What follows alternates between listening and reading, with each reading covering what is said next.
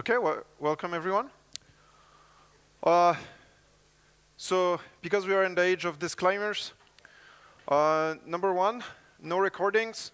So please, your phone, you leave them in the pocket. They won't miss you. And then at the end, you will find them back. So thank you so much. No photo, no videos, nothing. That's very good. Second disclaimer, everything I'm going to present you is satire. I'm just merely trying to entertain you. Nothing more, nothing else. You reach your own conclusion. Okay. So I want to present you Operation Orchestra, a decade of relentless success. The original presentation was made a decade ago by the legendary FreeBSD developer, Paul Camp. And he made this story that the conference was in Brussels, and a top-level official flying from across the pond to make a secret meeting in Brussels got lost because he was jet-lagged in the city. And he ended up at the open source conference where he presented. And he presented this fictional operation that was, if you had a three-letter agency and a multi-billion-dollar budget, how would you severely undermine open source? Now, after this discussion, you should all go to this original presentation. You should watch it. This is what inspired this talk. Same scenario, flying across the pond, getting lost in Riga, and here I am. So I hope you all have your top secret clearance, because we are going to discuss about this top secret operation. So in 2014, if you remember, Bitcoin started to explode onto the scene.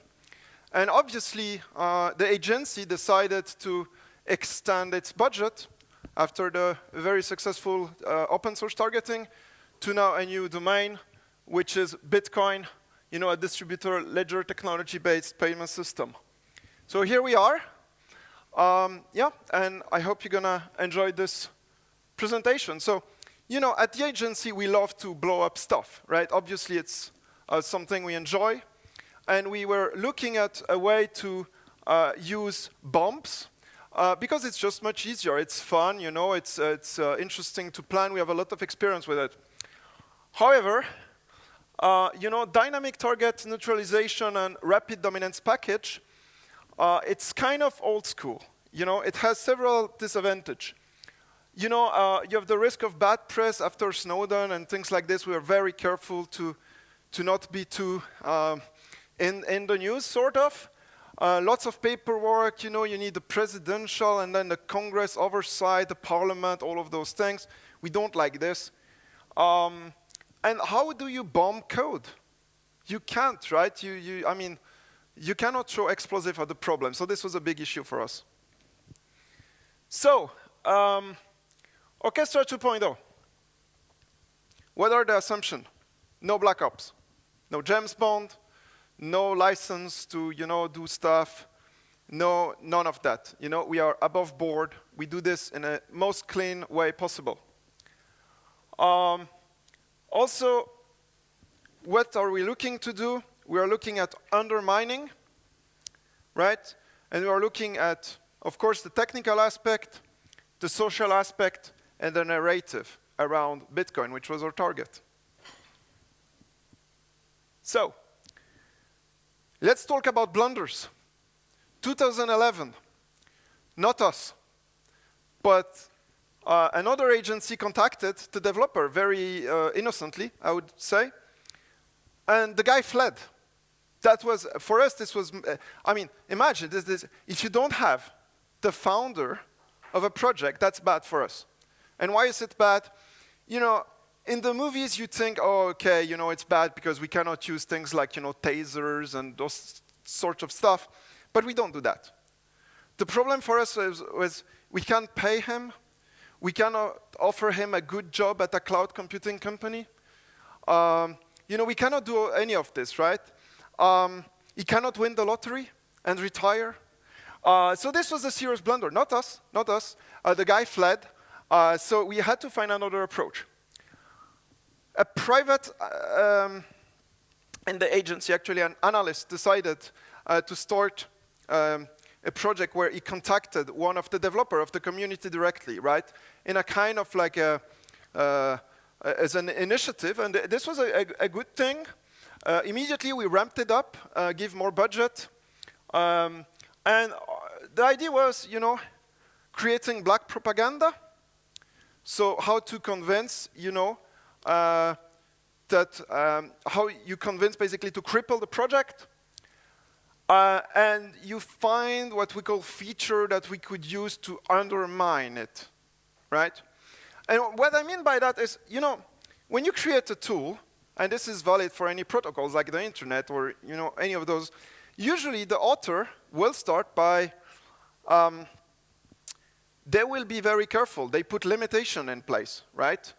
Because they have to protect the protocol. For instance, in the early internet protocol, you had to wait 1 minute sometime. And this is good initially, because you're not sure. And back then, when it was made, this 1 minute, it could really happen. But then you can also use those limits against the protocol. So someone did, for instance, on internet, that what if you send requests to a server, and every time you wait 1 minute, you're gonna exhaust the resource of the machine. And it's the same thing with our target here. So we had early successes, you know, into locking down this thing. So we did a full, you know, we read the code, obviously, and we started to look at what we could do. So put yourself back in 2014. You had this incredible experience that, you know, merchant was starting to adopt this new technology. They could easily send money. You could basically show a QR code, scan it with your phone, send the money, done, immediately. The adoption curve was going up. You know, you had instant Bitcoin checkout. For us, the big threat was our FFA, the financial friend of the agency. They were getting worried. They were getting worried about it, right? Loss of visibility for them. They cannot collect the fee.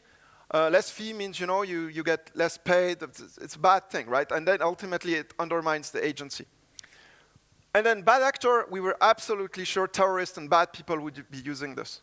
That was 100% sure. And finally, you know, loss of revenues, of course, this is a problem. So we did RBF, rapid benefit forfeiture. What does it mean? You know, we have those benefits, and we will very quickly, very rapidly undermine them and move to something else. So the objective was to neutralize this instant payment aspect. This was incredibly important. So, you know, you probably don't know Bitcoin because I'm speaking to government official, but when you do a transaction in Bitcoin, it goes into a kind of like a pool where you have all the transaction, and it eventually gets confirmed by the network. And what happened is the merchant, to give this instant experience, they would accept transactions that were effectively not confirmed. Now, on the surface, this might seem bad, but the tool back then would reject new transaction that conflict with a previously sent transaction. So it was a relatively safe thing to do. And you know, if you buy $10 on the internet, you don't care. I mean, if you might lose the money, of course. Someone might collude with the people confirming the transaction. But all things considered, for $10 is probably it won't happen. So we started to push a narrative. Hey, you could be victim of fraud if you do that, right? And at the same time, we have to actually make this possible, right? So, you know, we had a new feature that was pushed in the network through our contact that was effectively replacing transaction with another one with a higher fee. Now, the way this was sold to the community was, hey, aren't you annoyed when the transaction gets stuck, right? You want to push the fee. That's normal. That's a perfectly fine thing. However, the way we did it was by making not only you can replace the transaction, but also the destination. So now anyone can send you money. Afterward, they send you a new transaction, and it goes to someone else. And this destroyed completely the instant payment feeling that this technology had, that this target had. So the result, all the retails had to go back to at least one transaction. And of course we do, bad press on the forums and all those things. I mean, this is all stuff that we know how to do, obviously. So this was great success. We did an impact assessment after a few months. Now you have to wait between 10 to 1 hour, 10 minutes to 1 hour. Within 6 weeks, we had like this whole instant payment completely destroyed. We had a merchant drop-off. The program spend was peanuts for us. Less than 50K. This is, in the agency budget, this is nothing. And what's great is the collateral awareness was 0. Our contact leaked his email. This was very bad, and then no one cared. Because, it sounds like a conspiracy. Telling people that this is a conspiracy is a good thing. It works always, and then people don't believe, and they don't know what's true anymore. That always works. Okay, the next thing we did was Trojan fork. So again, you have the consensus rule, you read the code, but actually you can also exploit it socially speaking. So what do? We incentive splitting community, right? And every time it splits, it loses value. People don't know which one is the real Bitcoin. Now again, for you, maybe you think there is only one Bitcoin, or maybe you don't even know about Bitcoin, but for the community of Bitcoiner, it's actually quite important. It's a branding thing. So you go after the branding. Now you have, Bitcoin Cash, Bitcoin SV, Bitcoin Gold, Bitcoin this, all of this. Now, that's like, imagine if you had like 5 Walmart and you don't know which one is real. You have no idea. So this was perfect. To have all those forks, this was amazing. People were quite lost into this whole thing. Mixed message, people don't know what to do. Also deploy a patent troll, which we did in Operation Orchestra. It's always good to use a patent troll. I'm sure in the code there is something that is patented by one of our big financial friends of the agency, and we could use that to undermine. But I think the best at doing this was this guy. This guy was really good at doing not our asset. I actually blurred his face because he is quite litigious, and it's above my pay grade, so yeah. But this guy was quite good at this game. He was actually quite undermining this community. So next thing is we do price suppression. So on the paper we adopt a crypto-friendly stance. We say we're gonna study it. We're gonna it's like an official thing, presidential, blah blah blah, patriotism, flag, all of those things. Then we approve the future ETF, and not the spot one. And what this does for people who don't know economics is this can suppress the price. And the nice thing about it is in future, you don't need actually to hold the asset itself. You can just speculate, so you increase the volatility and everything. And that kind of destroyed their narrative that Bitcoin was stable and this was also brilliantly done. So you have lots of exposure risk suddenly just because of that. Okay, now we go to the fun stuff, the demoralization. So, what is a bull? A bull is a symbol of fertility. It's an ancient symbol, and you saw this, no picture. Okay, thank you. Top secret clearance, remember, thank you. So, the bull is a symbol of fertility, right? I mean, this is known, it's from the Romans, from, you see it in the Bible, you see it in many texts. The original market bull was the one on Wall Street, made by an Italian artist, bronze and brass, which are kind of like semi-precious material. It was installed in the pure cypherpunk way. Now, cypherpunk is basically the people who created Bitcoin. And the cypherpunk, they're a bit anarchist. They don't like us very much. And this guy, this Italian, he did kind of this, in a hidden way, just put it in New York, and it does it. And it's fully anatomic correctly, right? It has the ball, it has everything, right? It has the horns and the balls, and it has the testicle. It's fully anatomic. You can check on the internet. So you know, what do we do? Well, we paid this beautiful statues here that you see, but we made it castrated, right? Now, when you have a multi-billion-dollar budget, you can make, you know, balls. That's not a problem for us, right? It's not a budget issue. Trust me, it's not a budget issue. However, for the community, this is demoralizing. Why is it demoralizing? Well, because yes, they say number go up and all of those things, right? And what do we do offer them? We offer them a ball that doesn't have a ball. That's cuckold. So now we are cuckolding Bitcoin. And I mean, think about, this was, again, very cheap in the grand scheme of things. And now all the newspaper, this is a screenshot, you know, from a newspaper, from The Guardian or whatever. And everybody ran with the story, right? So this was, again, an incredibly successful operation. So after that, there was a bit of push. So with this, we target, you know, the NGU crowd, which in their community is called Number Go Up. And with this, we did it. But there was another crowd of more, you know, underground people. People who would, you know, go back to the original ethos of the project. Those were much harder to demoralize. So then we use another symbolism from the past. So in this one, you know, it's the ball, the fertility, and all of this. On the next one, you know, we did something that was done centuries ago, and it's still done. It's called the sacrifice of the king. So what is the sacrifice of the king? When Julius Caesar went against the barbarian in France and Germany, he brings their king back to Rome, and he dresses him as a king, parade him triumphantly in Rome, and then killed him and sacrificed in the temple of Jupiter. You can check the story on the internet if you don't believe me.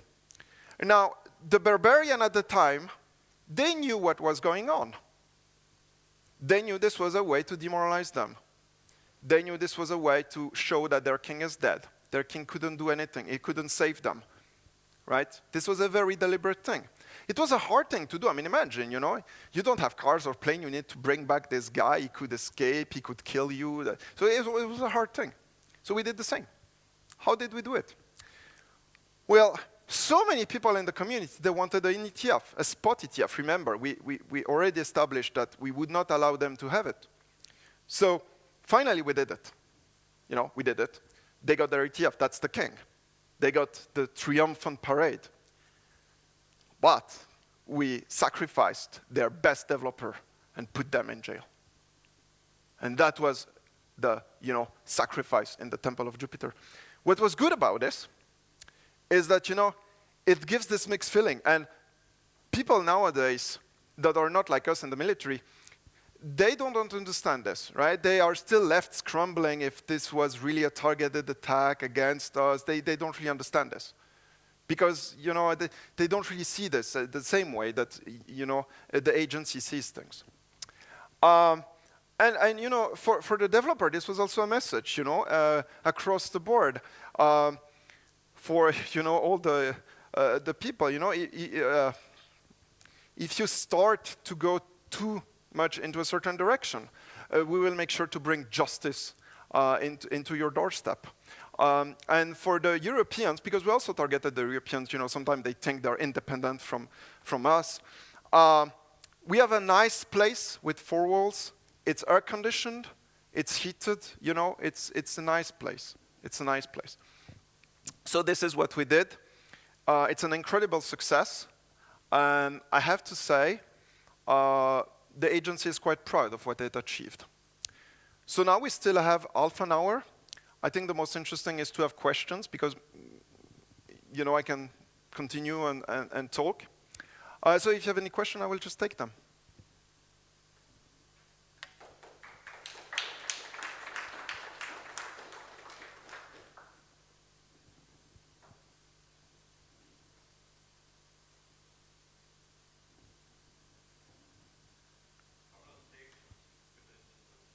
How what?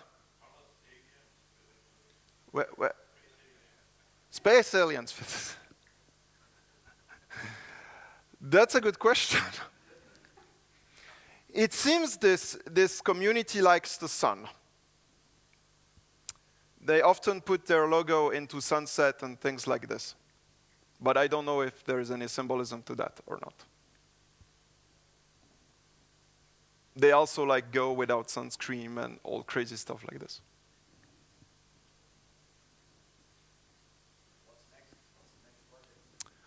I cannot confirm or deny what we plan next.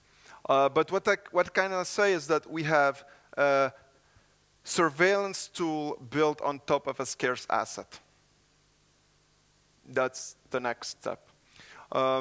Any payment gateway in and out of this distributed ledger technology is completely regulated by us, and we are working very hard to close the remaining ones. Also, the other thing that you have to realize, the target doesn't even realize they are, it's something like in military, when you do not choose to be a target. You know when you are a target. But those people, they don't have this background in cybersecurity, military intelligence. They don't even know they are a target. Any more questions? Don't be shy. Yes?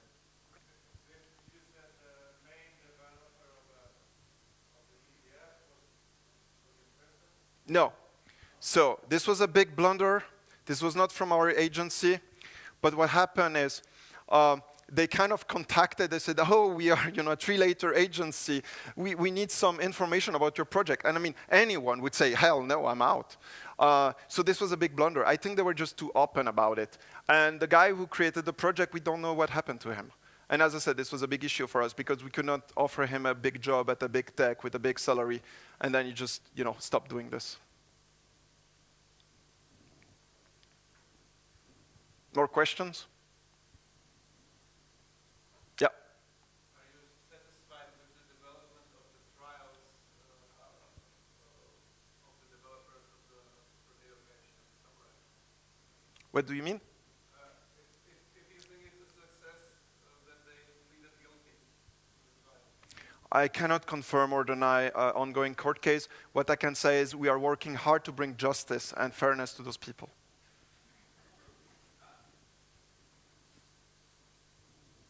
Someone, right? Yeah.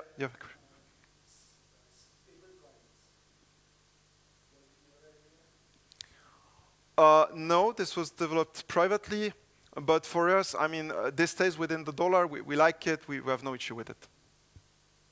I mean, yeah, there are some companies. I mean, again, I cannot speak too much. There are some, company in Switzerland, but we know how to deal with Swiss people. That's not a problem for us. We did it with their banks and all of this. Not a problem for us. We would do it again. So for us, no, it's completely fine. More questions? Come on, I mean, you can talk to a government official.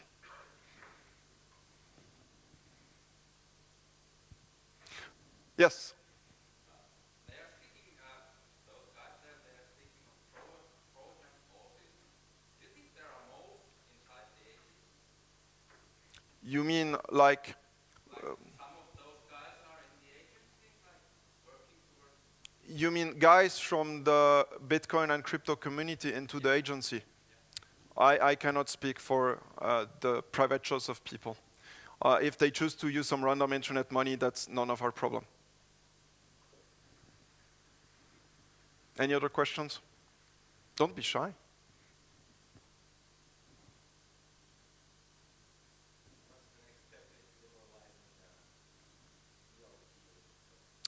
Yeah, that's a good question. So we are looking at it. I mean, certainly, what happened with Tornado Cash. So Tornado Cash, it's not directly related to what we spoke, but for us, it's part of the same operation Orchestra. So it's different communities, just like in many places you have like different people doing different things, but it's part of this new ecosystem. So the next step, the jury is still out if this technology can succeed, but we think we severely undermine it. I would use castrated even. We have to see, but not many merchant uses it, right? And this means that if not many merchants uses it, it might be a good store of value, but then you cannot use it. And if you want to use it, you have to go back to our financial friend of the agency, which we like. And right now, this is what they are doing. So when they are trying to exit the system, they go back into us, and we love it.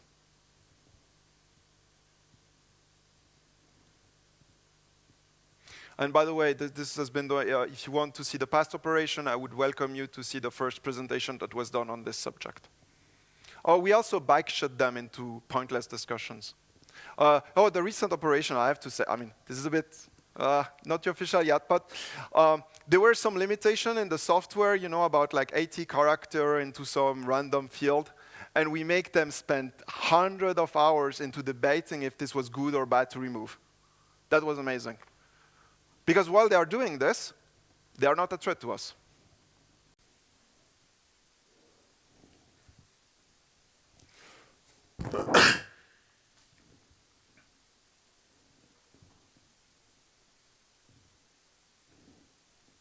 More questions? Yeah. You said that it was a great success to remove the black zero bounds from your perspective. Yes. It really changed that. I mean, nobody was paying a lot on it like the Bitcoin even before that. So But yes. in what way was it a success? It was a success because it destroyed this instant aspect. Nowadays, people can do this with PayPal, Revolut, with like tons of other fintech app. We wanted to give our financial friend of the agency the time to create those new app so that because those were geek people, right? Those were people on the internet spending time behind the computer. But they created something that is quite good, that you can send instant payment worldwide that didn't exist before. So we had to crush this. There are now new cryptocurrencies that are faster, better, bigger, whatever, but we had to stop this right around 10 years ago to give the time for our financial friend to create those apps that would replace them. And then if you use, you know, for you probably are aware with PayPal and you don't care, but for them this was very demoralizing because, you know, more people use fintech app than crypto-based applications. So we had, the goal was to completely cut. They believed that by using what they called, I think, the Lightning Network, this would save them. But what we determined is the Lightning Network is so complicated to run that it would give just enough time to get the fintech app deployed, that then you remove this instant aspect. So this was why we did it. And this is why we said rapid benefit, you know, RBF for feature. Because all those benefits, we just took them out. Yes? Which of the hackathon projects was the best to undermine the operation?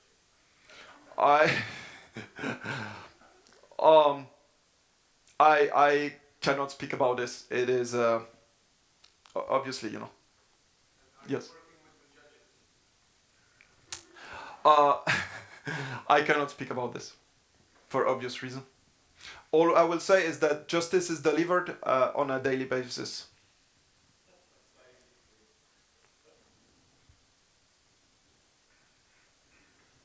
And to paraphrase, you know, if you think you're behind the law or above and beyond, you're fooling yourself. We have decades of experience into staying in power.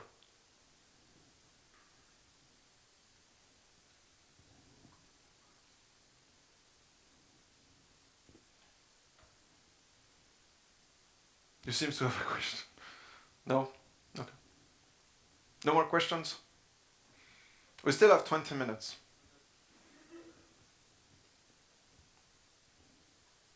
Okay? So, thank you so much.